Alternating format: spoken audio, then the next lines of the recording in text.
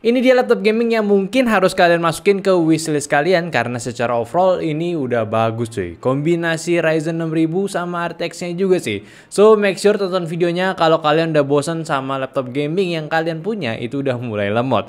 Cuma sebelum kita lanjutin seperti biasa kita bumper dulu. Selamat datang di Nyantai dengan gua Li. So di sini adalah channel yang suka review dan juga riset sesuatu berkaitan dengan teknologi. So kalau kalian tertarik bisa aja subscribe dulu ke channel ini dan pastinya aktifin notifikasi call biar tahu dan langsung tonton video terbaru kita nantinya. Oke? Jadi ini dia laptopnya dari Asus dengan seri ROG Strix G713RM. Dengan spesifikasi yang gue pegang ini udah menggunakan CPU AMD Ryzen 7 6800H dengan base clocknya di 3,2 GHz up to sampai 4,7 GHz dengan konfigurasi 8 core dan juga 16 thread. Dengan iGPU-nya udah menggunakan AMD Radeon Graphics dan discrete GPU-nya udah menggunakan Nvidia GeForce ya RTX 3060 dengan TDP-nya di 140W yaitu dengan 115W plus 25W dynamic boost-nya. Lalu untuk RAM-nya udah menggunakan 16GB DDR5 4800 mHz dan juga udah support dual channel dengan maksimum kalau kalian mau upgrade ini 32GB dan SSD-nya ini udah menggunakan 512GB PCIe Gen 4 ya NVMe M.2 ya kayak gitu-gitu. Pada SKU yang gue pegang ini dibanderol seharga 26 jutaan cuy. Kira-kira menurut kalian nih worth it gak sih dari sekedar spesifikasinya? Coba aja kasih tahu di komen ya. Oke, seperti biasa kita bahas dulu dari desain si notebooknya ini dan yang mungkin kalian udah familiar juga dari bentuknya ya. Ini ya ala-ala kayak ROG Strix lainnya yang tapinya gue demen nih dengan perpaduan antara gaming dan juga stealthy desainnya. Menurut gue ini dapet banget. Gak serame ROG Strix yang kemarin kita bahas, tetap mirip bentuknya dari ROG logo yang ada lightning bergaris-garisnya dan itu pun simple banget. Lalu bumper yang ada tulisan ROG pun punya tekstur cipratan gitu, cuma nggak bisa dicopot ya kali ini. Dan kabarnya ini pun punya desain seperti Eclipse Grey gitu, kayak tema bertabur bintang-bintang itulah, splatter lah ya. Dimensinya standar laptop gaming ya, masih cukup besar dengan ketebalan di 2,3 cm serta bobotnya ini masih di 2,9 kg. Wajar, ini laptop gaming berukuran 17 inci ya. Lalu di bagian keyboardnya juga tergolong simple, nggak ada desain yang heboh lainnya, hanya detail gaming yang biasa ada pada laptop gaming ROG. Terus desain hinge-nya ini udah durable banget, bisa dibuka hanya dengan satu tangan aja, serta hinge yang digunakan walaupun dua aja yaitu di kiri kanannya, dirasa pun tetap durable. Di bagian keyboardnya pun juga full dengan numpad-nya, punya backlight RGB per key, tombol arrow yang dedicated punya di area sendiri, lalu ada media button, pengatur kipas, dan shortcut armoury di sisi kiri atas yang ngerangkap jadi tombol makro juga.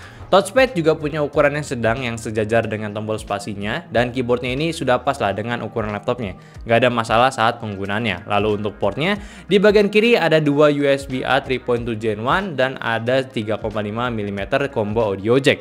Lalu di bagian belakang ada HDMI 2.0B dan dua USB 3.2 Gen 2 Type-C yang satunya ini bisa support DisplayPort, Power Delivery dan juga G-Sync ready dan serta satu Ethernet port ya. Lalu di bagian kanannya ini ya kosongan aja polosan, jadinya ini bagus untuk kalian karena space area mouse-nya ini gak bakal keganggu lagi sama colokan yang tidak perlu.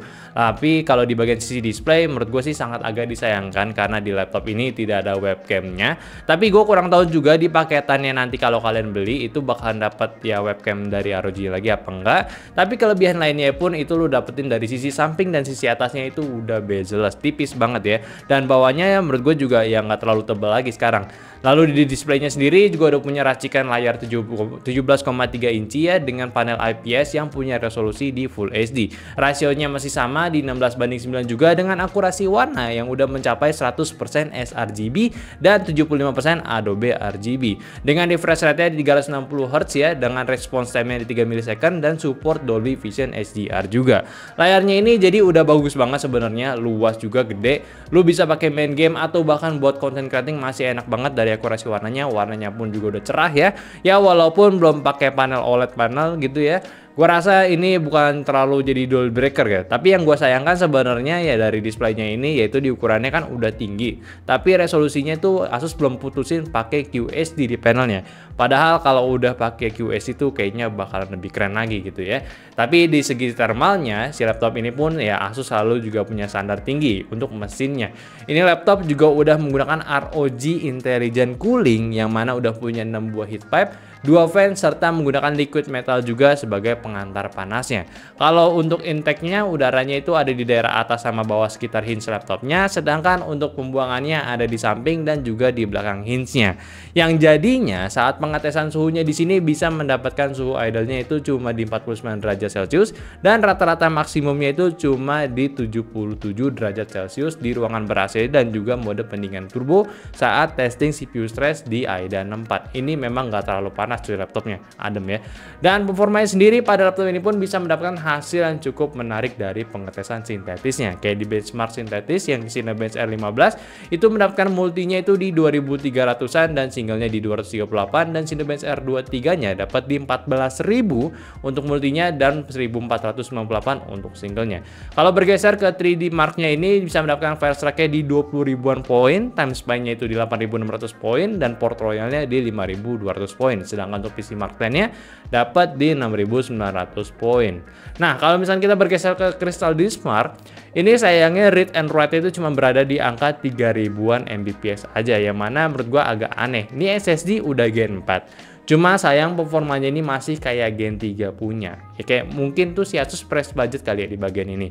Tapi setidaknya kalian masih bisa lah upgrade ke real Gen 4-nya itu buat dapetin performa SSD yang lebih oke. Lanjut untuk pengetesan di content creating-nya seperti Blender Classroom ini dapat di 570 detik ya, dan spek Viewer-nya ini untuk 3D Max dapat di 91,58 poin dan Katia-nya ini di 51,7,5 poin dan Maya-nya di 315,22 poin serta untuk SolidWorks-nya di 193 poin.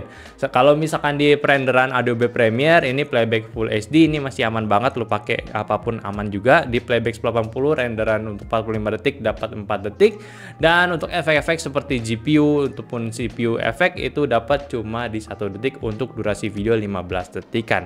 Kalau misalkan di upgrade ke 4K untuk playback video 45 detik dia bisa ngerender selama 11 detik aja.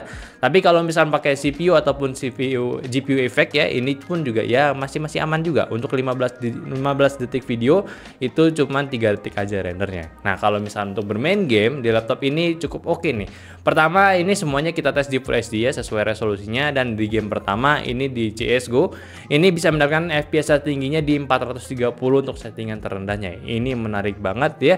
Lalu untuk di Valorant pun juga bisa dapat di 284 poin untuk settingan lowestnya ataupun 242 untuk settingan tertingginya. Ini tinggi banget, dan Apex pun yang agak beratan sedikit juga masih berada di angka ratusan poin, kayak di lowestnya 231 dan tertingginya itu di 142 poin.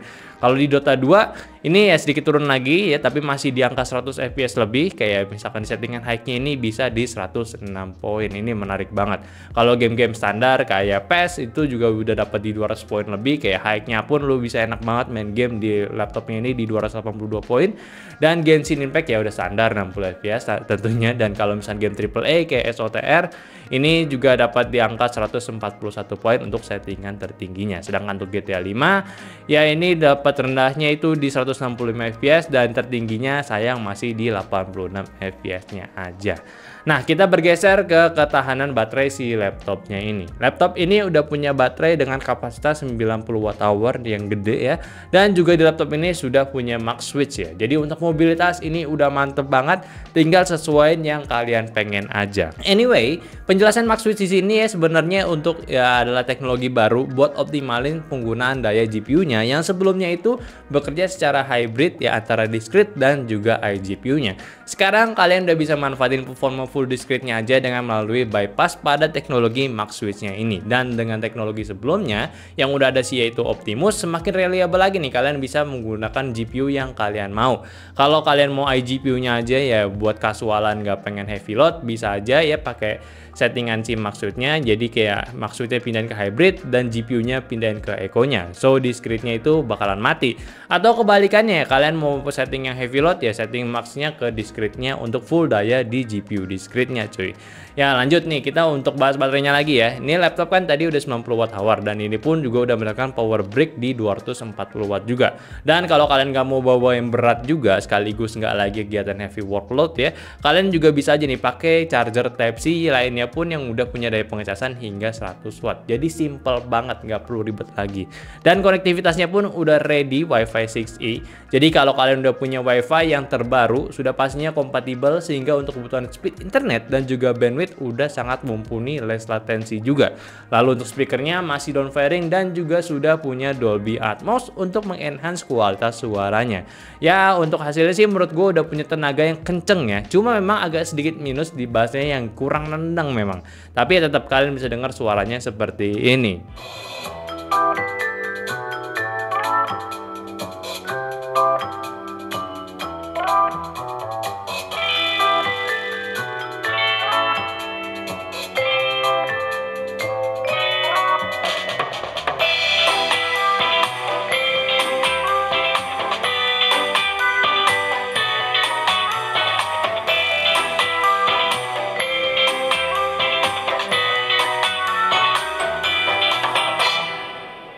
So, buat laptop yang kali ini kita bahas ya cukup bisa memuaskan dari tim di sini saat pengetesannya. Walaupun cuma minor aja yang menurut gue itu kurang pada laptop ini, seperti layarnya yang nggak QHD atau bahkan pemilihan SSD Asus ya tumbenan banget nanggung gitu pakai speed sandaran. Tapi secara overall ini masih ya laptop yang bagus cuy.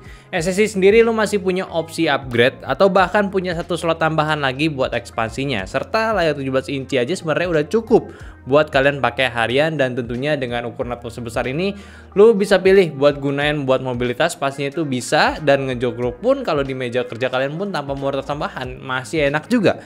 Plus yang mungkin nilai lebihnya untuk ukuran 17 inci ini ya udah nggak sebesar laptop gaming 17 inci zaman dulu. Sekarang itu lebih compact cuy desainnya. Kita di sini aja sempat gak yakin kalau ini punya layar 17 inci sebelum dibandingin sama laptop 15 incian lainnya. Dan untuk harganya di sini pun sendiri udah dengan racikan yang dapat si Ryzen 7 6800H dan juga RTX 3060 yang punya base watt yang udah tinggi. Ini memungkinkan kalian juga untuk melakukan banyak kegiatan pada laptopnya. So ini benar-benar bisa dikonsider kalau kalian pengen upgrade laptop gaming kalian. Cuma menurut kalian gimana nih sama laptop kalian sekarang dan kalau misalnya upgrade ke laptop yang ini? Oke, mungkin itu aja dulu pembahasan gua dari laptop gaming Asus ROG Strix G713RM. Jadi tolong bantu juga share video ini ke teman-teman kalian yang lagi butuh upgrade laptop gamingnya, dan jangan lupa kasih pendapatnya di video ini di kolom komentar tentunya, sama like videonya kalau kalian suka. Dan follow juga semua sosial media kita yang ada di Instagram, TikTok, Facebook, dan juga Discord, dan semuanya pun ada di deskripsi untuk link-linknya. Dan yang terakhir, sampai jumpa di video nyantai selanjutnya. Bye bye.